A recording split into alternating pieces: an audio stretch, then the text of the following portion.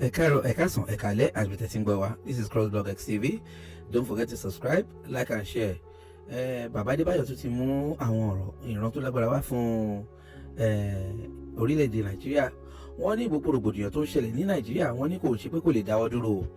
Wọ́n ní kò ṣe pé gbogbo àwọn àgbààgbà ránṣẹ́ Olúwa pé wọn ò lè gba àdúrà kí gbogbo kìíní ìdáwọ́ dúró, ṣùgbọ́n àwọn tó ní connection ìjọba wọ́n ní àwọn míì gan wọn gbóhùn Olúwa mọ́, ṣùgbọ́n òun ìjọba náà ń tẹ̀lé. Bàbá yìí tún pẹ̀rẹ̀pẹ̀rẹ̀ rọ̀ lórí gbogbo bí wọ́n ṣe ní àwọn tó ní private jet kí wọ́n máa sanwó, bí àwọn míì ṣe lo ẹsẹ̀ láti fi gorí àti sanwó private jet, because gbogbo àdámọ́ owó private jet bó ṣe wọ́n tó. Ẹja jọ gbọ́ ẹ̀kúnrẹ́rẹ́ àlàyé lẹ́nu Bàbá Adebayo. Ẹ mọ̀ kí Bàbá Adebayo bó bá ṣe rí bẹ́ẹ̀ náà làwọn náà ṣe máa mú wá, báwọn náà ṣe gbọ́ náà ṣe máa mú wá. So ẹja jọ gbọ́, kẹ́yìn náà kẹ́ máa fi opinion yìí sínú comment. Ṣé àwọn òjíṣẹ́ Ọlọ́run ṣé wọn kò lágbára mọ́ ni, àbí iṣẹ́ ìjọba rẹ̀ ni wọ́n tún wá ń ṣe báyìí tí wọ́n ṣiṣẹ́ Olúwa mọ́? Ẹja jọ gbọ́ lẹ́nu Bàbá Adebayo. Ojoojúmọ́ every day ojoojúmọ́ every day.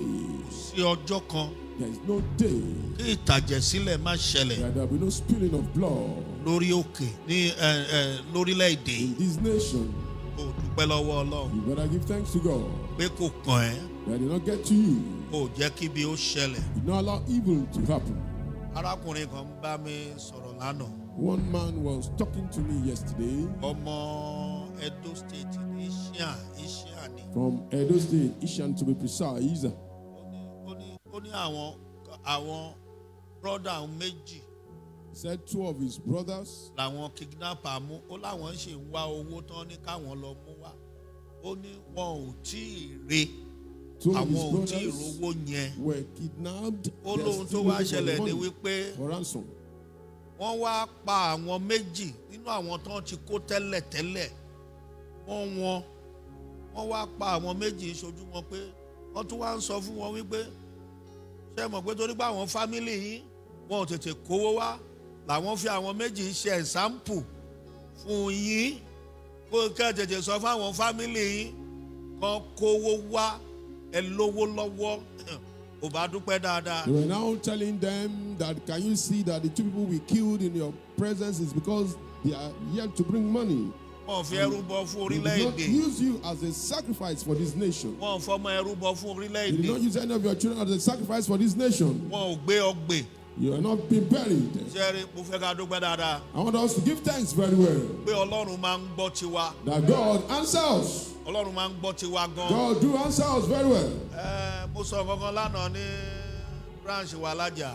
I said something yesterday in our branch at Lekki. Ó ní I said, ibí ni mo ti sọ fún yín pé as I told you here, ó dárúkọ Èkìtì state I mentioned Ekiti State to be precise. pé àwọn bandit fẹ́ ja skúùlù kan. That bandit wants to enter into a particular school. Pé skúùlù yẹn lórúkọ. The school has a name. Mi ì fẹ́ dárúkọ skúùlù yẹn I don't want to mention the name of the school torí pé ọmọ mi wà ń bẹ̀. because one of my children is there. Praise the Lord. Hallelujah. Ó wá gbàdúrà. And I prayed. Ọjọ́ mo parí àdó ọjọ́ mẹ́ta mo fi gbà. I prayed for 3 days after I finished the prayer. Ọmọ mi bá pe àbúrò ẹ̀. And my son called the junior one. Ó ní sọ fún dáàdì pé mo lálàá kan. That tell daddy that I had a dream. Bandit wá lójú àlá yẹn sí skúùlù. But in his dream, bandit came to his school. Wọ́n dẹ̀ kó àwọn wa tó pọ̀. And a lot of students were kidnapped. Skúùlù yìí dá skúùlù tí mo ń sọ yìí. The school I'm talking about. Àwọn ọmọ èèyàn ńláńlá pọ̀ ń bẹ̀ gan. We have children of dignitaries there. Mo tún wá gbàdúrà. And I prayed. Mo tún parí àdúrà. I finished my prayer. Òun náà gbàdúrà. He also prayed. Ó ti parí ẹ̀. As he finished his prayer, Ló tún pè mí. he called me again. Dáàdì, That daddy, ó tún tún àlá yìí láṣẹ pé bámidìtì ṣé bámidìtì àbí pé wọ́n wá sí skúùlù wa. that bandit came to his school again. He had another dream that he came to his school. Oníṣẹ́ orí mi tọrọ dé. And said the level which we've gotten to, Wọ́n bá wá wọn máa mú wọn. if they come, they will be arrested. Wọ́n bá wá If they come, wọ́n máa mú they wọn. will arrest them. Praise the Lord. Hallelujah. Mi ìfẹ́ fara wọn ní skúùlù ẹ̀. I don't want to show up in your school. Mi rẹ̀ fẹ́ káwọn èèyàn mọ̀ pé ọmọ wòlíì ni ẹ. I don't want them to know you are the son of a prophet. Bíbélì wípé The Bible says, tẹ́ ẹ bá ń gbàdúrà kẹ́ ẹ máa ṣọ́ra. if you are praying, then you need to be careful. Apply caution. Bandits wá lóòótọ́. And truly they came. Praise the Lord. Hallelujah. Wọ́n wá bẹ̀ lóòótọ́. They came to that school, to be precise. Wọ́n sì rí wọn mú. And they caught them. They were arrested. Praise the Lord. Hallelujah. Ẹ kí hallelujah dáadáa. Hallelujah. Bá sọ fún ẹ pé já ní Ọlọ́run. If I tell you, own God by yourself, Tó bá ti ní Ọlọ́run.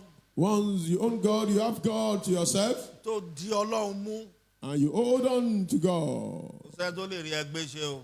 There's no one that can do anything evil concerning you and will be successful. Ẹ jẹ́ kí n sọ tọrọ kan fún yín. Let me tell you one truth.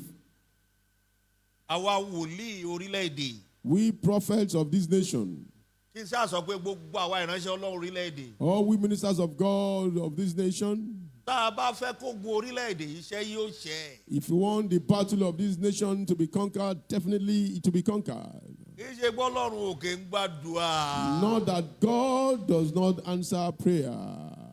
Ọ̀pọ̀ nínú àwa ìránṣẹ́ Ọlọ́run ló ń kò gbóhùn Ọlọ́run, ohun ìjọba là ń gbọ́. Many of we ministers of God, we are no more hearing the voice of God, but we are hearing the voice of government. Ọ̀pọ̀ nínú àwa ìránṣẹ́ Ọlọ́run Many of we ministers of God, a tẹ̀lé àṣẹ Ọlọ́run, we are not àṣẹ following the instruction àwọn of ìjọba, God. Rather, we are àṣẹ àwọn following alágbára, àwọn the olówó. instruction of those in government, the powerful one, the wealthy one. Ohun tó sì fà á ni wípé And what has led to this is wọ́n that mọ̀ pé táwọn ò bá tẹ̀lé àṣẹ ìjọba, ọ̀pọ̀lọpọ̀ àwọn tó páàkì pléènì sí airport wọ́n máa wọ wàhálà. that if they don't follow the instruction of the government, many of them that they park their private jets at the airport, they will be in trouble. Ó tọ́ ni mo sọ fún yín o. I'm telling you the truth. Ìdí nìyí tí wọ́n fi ń gbọ́ ohùn ìjọba. And that's where they are listening to the voice of government. Ẹni pé gbogbo ọ̀nà ra pléènì káàkiri nísìn. You can see they are all buying private jets here and there. Ohun tó fi ń páàkì pléènì sí airport, owó táwọn ń san ò pọ̀, mo bẹ́ spíkà fún yín lénìí. And the cost of them parking their private jet at the airport, what they are paying is not up to what they are expected to pay. Ẹ̀yin alákọ̀wé, You, the learned ones, ẹ̀yin tẹ́ máa ń travel, èló ni parking plane? Oh, come on. how much does it cost to park Nobody a, plane, knows a it. private jet at the Don't airport? know about parking plane, private The jet. cost of parking your private jet at Don't the know how airport. much that money. Má gbé phone, má wò. Praise the Lord. Hallelujah.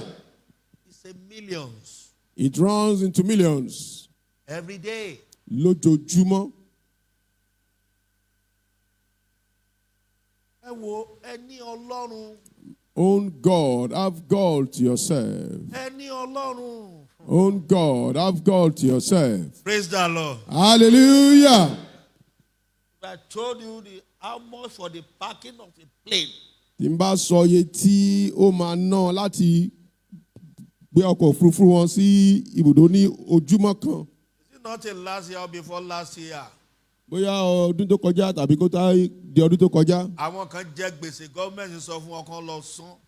Some of them were in debt and government asked them to go and pay. Ẹ̀yin lẹ́yìn kí n gbọ́ news, owó lẹ̀ ń wá kiri ń tí. You are the one that don't listen to news. You are running after money. Gọ́ọ̀mẹ̀ntì sọ fún wọn pé kán lọ san. Government asked them to go and pay. Àdéhùn sọ fún yín pé And I'll tell you that iye gbogbo wọn náà ló sanwó yẹn o. not all of them paid that money. Ẹ wá ní kán má tẹ̀lé àṣẹ ìjọba. You are now saying they should not follow the instruction of government. Wọn ò lè gbóhùn ẹni tó pè wọ́n. They can't hear the voice of the person that called them. Èyí ni Ọlọ́run, ẹni tó pè wá ní Ọlọ́run. Who is called? God that called us. Solution wà lórí ọ̀rọ̀ orílẹ̀-èdè tó pọ̀. There is solution concerning this nation. That there are many. Praise the Lord. Hallelujah. Kí la fẹ́ sọ? What do we want to say? Kí la fẹ́ sọ? What do we want to say? Ọ̀pọ̀ nínú àwọn ìránṣẹ́ Ọlọ́run tẹ́ ń wò yẹn. Many of those ministers of God you are looking at, Ohun ẹnu wọn ò ká Ọlọ́run mọ́. their voice does not even probably get God's attention anymore. Ohun ẹnu wọn. Their voice Ọlọ́run ò gbóhùn wọn mọ́. does not get God's attention anymore. Owó ti cover. Money has covered. Ohun ayé ti cover. The things of the world has covered. Praise the Lord. Hallelujah. Ẹ ké hallelujah dáadáa. Hallelujah. Ẹ dákun ẹ ké hallelujah dáadáa. Hallelujah. Èmi ti dá gbàdúrà rí. I've prayed alone before. Mo ti sọ̀rọ̀ yẹn bí rí. I've said it here. Sẹ́ẹ̀lì tó burú jù lágbàáyé. The worst cell in the world, the worst prison in the world, Orí òkun ló wà is Colombia. is on an island in Colombia. Nígbà tí ìyá ọmọ yẹn wá bá mi. When the mother of that child came to Ó ti me, jókòó báyìí tí màmá yẹn ń sun ẹkún. as she sat down and she was sobbing, crying, I said, Lord, Ọmọ màmá yìí báwo ló ṣe jẹ́ sí ìwọ Ọlọ́run? how is the child of this mother to you? Ọlọ́run ní àyọ̀fẹ́ ni.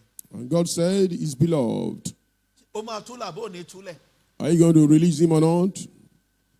Ó lóun Ọlọ́run á túlẹ̀. He said, God will release him. Ṣé báyìí, ṣé báyìí, ṣé báyìí.